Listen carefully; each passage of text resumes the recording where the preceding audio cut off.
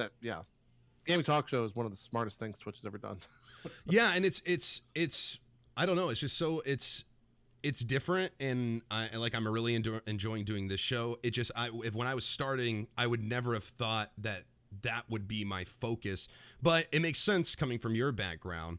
Do you think that somebody could jump in and make a stream now based entirely on talk shows or, their own special, Possibly. Non-gaming content? Do you think it would be more difficult now than before? I think it would be more difficult because one of the things that you would have to do to get someone to be interested in that is have something interesting to talk about and someone interesting to talk to about it. And to be honest, a lot of times, if we get a like, I don't know about you, but I get asked daily from college students asking to see if they could interview me. And I'm just not going to say yes to that probably 99% of the time. Cause like, I'm not interested in talking to a college student for an hour about the world of Twitch.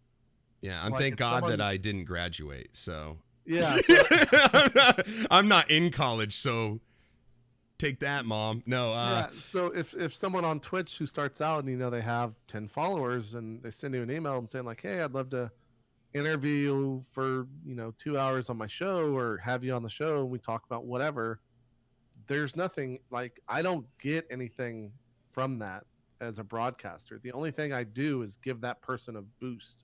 Yeah. So like, unless I have a reason, unless I like that person or we've met beforehand and I feel what they're doing is good, there's really no reason to do that. Yeah. Besides just being a kind person. But business sense, there's no reason to do that at all. So like, it's pretty hard to start as a new broadcaster in the gaming talk show space, unless if you're just doing it by yourself, it's extremely hard. But unless you have like a full-on production company behind you, then it's obviously a little bit easier, especially if they can put money into promoting it. Oh yeah. I think one of the most successful groups to have done that in the past 6 months is Geek and Sundry. Yeah, I was just about to say Geek and Sundry. Yeah. Critical Role does really well, and also the I think they're German-based, the TV show that basically came to Twitch and now is all streaming on Twitch. Rocket Beans. Yes, Rocket Beans. Yeah, yeah, another company that was established and they kind of brought their community over here. But starting out, I don't think you'd ever see a brand new person just like excel really quickly. So that makes you former clout. Well, I mean, and that's what kind of makes you unique, right? I mean, you knew all these people beforehand, and you definitely had an edge because of the relationships you built in esports. But sure, just building a stream on talk shows alone is impressive. So what was it like transitioning into more of the gaming sphere of things? What would your audience think? What was going on with all that? What did you learn? I mean, I think the audience was okay with it. I think it didn't actually happen until the past, I would say probably 6 months, like towards the end of 2015, where the gaming stream started to kind of overcome the shows in the sense of just general interest on the stream. For the while there, like the shows were the main viewership, and that was the main focus. And then whether it was just I streamed enough or I had enough people that were there to just watch me and rather just watch the shows, it kind of switched places. So now for me, the main focus is just streaming games. So I know you're struggling with your voice there. Yeah, sorry, it's starting to go. But yeah, I think that in the beginning it was definitely like normal shows would have 5,000 to 6,000 viewers, and I kind of hovered around like the 1K or sub 1K viewership for a long time, just with whatever I would play. Well, would you say that it's probably accurate that through the shows that you produce that people got to know you more? And so that's what you always hear is like, I'm here for the, some people are there for the game, obviously. Those people are very apparent. But a lot of people are there for the broadcaster. Do you feel like through the talk shows and everything that people got to know you and therefore they wanted to get to know more of you and it didn't really matter what you did? A little bit. Something that happened too when I was in esports as a caster over there is I made sure that I was very like one note and I didn't have a personality. And that was something that I had to learn to like change really, really harshly when I came over to Twitch, is to like actually be myself and like have a personality and like make jokes and not just be like a really stiff voice. And I think once I learned to do that, more and more people became interested in the broadcast in just a general sense and as me as a broadcaster. But before I fixed that, it was like they were very boring streams, and I'm a very dry personality in just general. Yeah. And I think that definitely still puts a lot of people off, because a Yeah. lot of times, like, I'll be super tired when I'm streaming, and that's probably not the best state of mind to be while you're streaming a game and trying to grow an audience. But that's just how it is. Yeah, So, no, I can see that specifically with you because yeah, you do have a very like just straight laced demeanor, you know, like blah, blah blah. But you're not that. The thing I like about you, when I you know, I love you as a friend, but when I respected you as a broadcaster was when I went into your. I mean, I feel like there's a difference, right? There's like a business side and a personal side. When I started to really admire what you did in a business sense was one day I went in there and some dude had said something in your chat, and man, you just like destroyed him. I forget what was said or what. It was one of those normal things where the guy, like, they would come into my stream and be like, oh, you fat neckbeard, blah, you know, and I would handle that however I went. But the way you handled it was like so savage. It was handled in the kind of way that somebody who doesn't give a fuck if you're there or not, you know, like, like you were just so savage, that guy. And it was so opposite of what I do, because it was hard for me, especially some time ago, a year or two or whatever, when I saw this, I was almost scared to be perceived as mean in any way. Like I wanted to put my best self forward every broadcast and, you know, kill him with kindness and that kind of thing. But I mean, you just like, I was like, damn, man. And everybody in the chat was laughing their ass off and everything like that. I think I learned something that day. I think that's when I started to kind of play back, you know, like somebody would say, oh, you fat neckbeard, blah, blah. Oh man, you know what? People come in here and they just, you know, make fun of me and stuff. You've got some balls, man. I'm going to mod you. And then I accidentally hit the ban button. I do a whole shit, you know, like that started because of the fucking brutality that you had with that guy that day. Right. So, yeah, I can see where, I don't know, that's what drew me to you, because I could see immediately that it was sincere. Like, even though it was savage, it was just like, all right, man, like, I'm sorry you feel that way, but, you know, you're probably a piece of shit, so I'll see you later, you know, something like that. I mean, a lot of that happens a lot, where someone will come in the channel, and my feeling is, you know, if they're putting themselves out there to try and tear down someone else, then I'm just going to tear them down as well. And it's a terrible philosophy to have, but at the same time, like, I enjoy it. Like, I enjoy doing that, but not in a mean way. But that's part of who you are, man. And that's being genuine in your broadcast. And I think people, you know, for better or for worse, it's a terrible way to grow a broadcast. I mean, the comments, when that happens in the chat, you can notice that I said this the other day, but it was in a very sarcastic way, but I really do believe it. The second that you like call someone out like that on Twitch, all the other people that were there thinking about doing the same thing come out in defense of that singular person, and then they also jump in on it. And so, like, you can actually just spot one by one these people that come out. They were there to insult you. They're not there because they like your broadcast. They're there to eventually just piss you off. Or they're just lurkers that haven't formed an opinion about you yet. And so, like, I can see them one by one just as that happens. And I'll also see sometimes when that happens as well, you'll actually lose like a pretty big chunk of viewership. So yeah, because it makes it it's like it's toxic, man. Like it's very toxic. Yeah, people come there to relax and have a good time and everything, and then when you know, incite the riot, you know, it's right. Yeah. No, I've been through that. And it's something that like I've struggled with. Like, should I be doing that? And a lot of times I actually just do it without thinking, because I'll be in a bad mood, or I'll be stressed out, or whatever. And it'll just happen, and then I'll be like, fuck, I probably shouldn't have done that. I can apologize, but the guy's probably already gone now, so I'm only gonna be saving face to the viewers that are still watching. But the other part of me is just like, whatever. But the people who watch you day to day understand that that's not how you treat your everyday viewer. That's the guy who you said came out specifically to fuck with you, just, you know. Exactly, yeah. But for new viewers, it's definitely something like there are people on Twitch that are just like unbelievably nice all the time. And you can see that works really well for just growing a user base, regardless of if it's like how that person really is. It just works because, like, obviously positivity is something that's going to attract a lot of people more so than negativity, that want to actually support you in terms of like subbing or following or whatever it is. Yeah. Positivity is just something that is a stronger appeal than just like really, really negative comments. So it's something I I struggle with, but I don't ever see myself being like the positive guy. That's just not who I am. Yeah, and I don't think that you should try to be that guy. You know, if you're not that yeah. guy. I mean, that's just the way that I feel. So where are you today? What are you where you want to be? What's the future hold? You know, what is it that is still driving you? What goals, if you can talk about them? You know. Yeah. I think in terms of just where the channel's at, I'm pretty okay with it.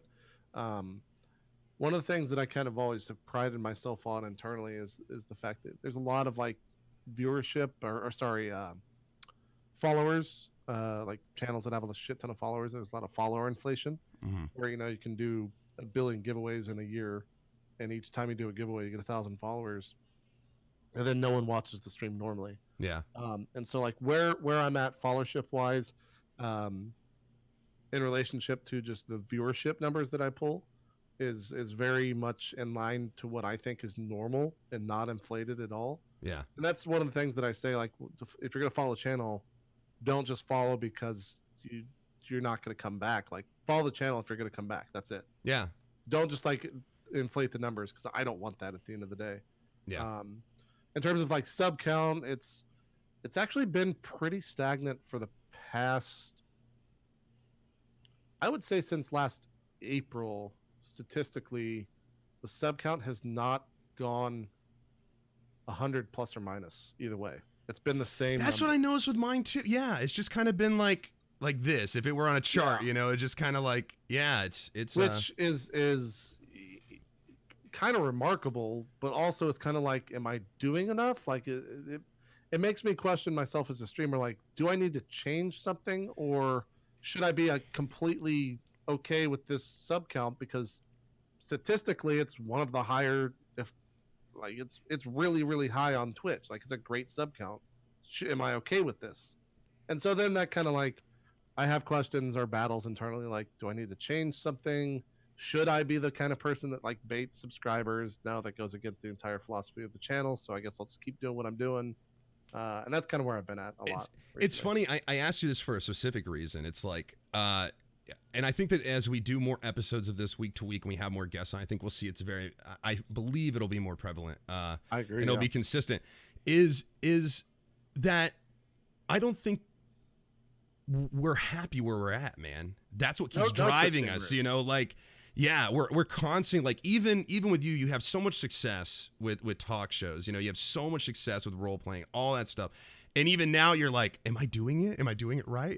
Like, you're questioning yourself, and you're super successful. Yeah. And I think that drive is important to point out, that passion, that you're constantly challenging yourself. You're constantly asking these questions. And again, this is as much for the viewers as it is, you know, for us to, you know, get to know each other and banter back and forth. And I think it's important that new streamers, you know, or whatever you're fucking doing, you know, that passion is continually challenging you, and you've got that. That's actually a really good sign, I feel like. You know, like you're not complaining, you know. At the same time too, is something that I've learned and very recent, I would say like the past 3 months, is I'll talk myself into like being pretty severely depressed at like the channel, and then I'll like, something will happen, or someone, like, I'll actually see a stat that like is super impressive, and I'm like, I never thought about that particular stat. Yeah. Like how strong that is and how unique that is. And I think as streamers, we always look for the one thing that's like a flaw, and we never actually look at like our strengths, right? Yeah, it's really hard. Yeah. And so like I started doing that a lot more recently, and I'll just be super happy. Yeah, no, and like I said, I think it's really important that again, you know, people wanting to get involved in streaming, they hear this, because there's going to be very few times you're not doubting yourself. So if you're creating something and you're really passionate about it, and you start to doubt yourself, you know, if you have to make changes or evolve, you know, there is that, but don't stop, you know, don't let that bring you down to a point where it's crippling you and keeping you from creating the content that you're really passionate about. Right. So, is there anything that you would pass on to people trying to maybe get into esports or streaming or anything, any of the writing, even, you know, just in general? Do you have any advice for somebody that's sort of following their dream in this space? I mean, I think the biggest thing and something that I've always said, and something that I kind of stole from Sean Day 9 is just do it. Like whatever it is, it might not work out, especially with how everything is today, where everything's kind of already established and it's not grassroots anymore. It's there, but if you want to write, fucking write. If you want to stream, stream. It might not be the biggest success, but it might be. Like maybe you'll be that 0.1 or the 0.0001% that works. Yeah. I mean, the thing is like no one that streams today had the idea to be where they're at. It all just happened because we decided to stream. Thank you. Yes, and that's something that I want sort of to be reoccurring here as well. And I'm going to ask this question, which is, did you get into this to be where you're at? Like, did you get into this thinking like I'm going to be this guy, I'm going to be the next whatever, Yeah, I mean, if I made my channel off of streaming D&D. No one thinks to themselves, I'm going to stream myself playing D&D with a bunch of friends and do voices, and that's how I'm going to make a living. Like, no one can actually predict that that's going to be a thing. No one could have predicted that Twitch was going to sell for $1 billion, but someone made it. And then it ended up doing that because it worked out that turns out that people like watching people play other games. And so like, which is crazy, right? Which is crazy to think about, but hey, yeah. Well, we're gonna probably cut out a little bit early tonight, just about 8 minutes. But your throat, I can tell. You're. Oh yeah, no, I'm starting to die. Yeah, and I don't take a hit of this chloroseptic on air, but I'll wait till we get off. No, I'm gonna let you out a little bit early. But I wanted to thank you immensely for being the first guest on the show. Again, a lot of respect for what you do, on here on Twitch, and also, as a person, I consider you a good friend. So. I appreciate you being here, and I hope that you guys in the chat, that you guys enjoyed the first episode of 1 vs. 1. Hopefully, I will be revealing our next guest in the next couple of days, but we will be back here next week on Sunday, 5 p.m., same bat time, same bat channel. And is there anything else that you wanted to throw out there, JP? Here at the end, anything you want to shout out? You usually do like a shout out at the end. Yeah. Trying to think. Me and Adam, one of the GMs we have a new show coming out called Roleplay Balance of Power. We recorded some footage for that today. Hopefully that'll be up later this week and a start time soon. If you want to vote for what I'm doing this weird thing where I might actually play every Final Fantasy.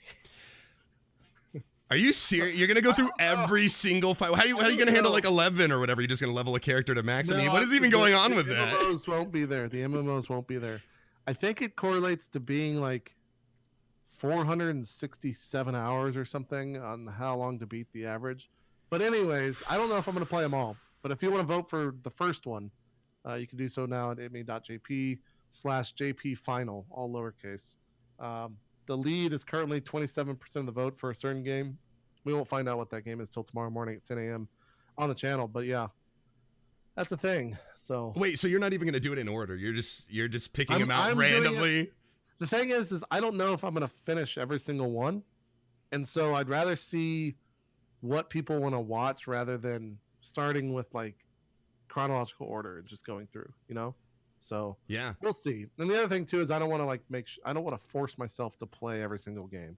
So that's like 400 plus hours of fucking RPGs. That could actually, like, if you think about it, that's 3 months worth of streaming. I think 7 hours a day of the game. That could actually destroy a channel. Listen, there's a very scary thing about promising something to your community, right, and then when you sit down, you go, "Oh God, what have I done? What have I done?" That's why we'll start with whatever they vote in, which I think I know what it's going to be according to this vote tomorrow. Then we'll see where it goes from there. Well, cool, man. But yeah, and then West Marches, which you're on.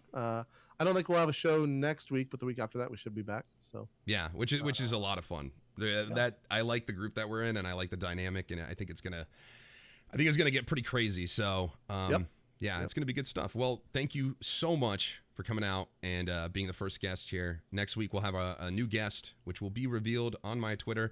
If you guys want to follow JP on any of his social media, he's been very business savvy and has obviously made everything exactly the same. ItmeJP on Twitter, YouTube, and Twitch. Does someone own /Ellohime already? Yeah, for Twitter.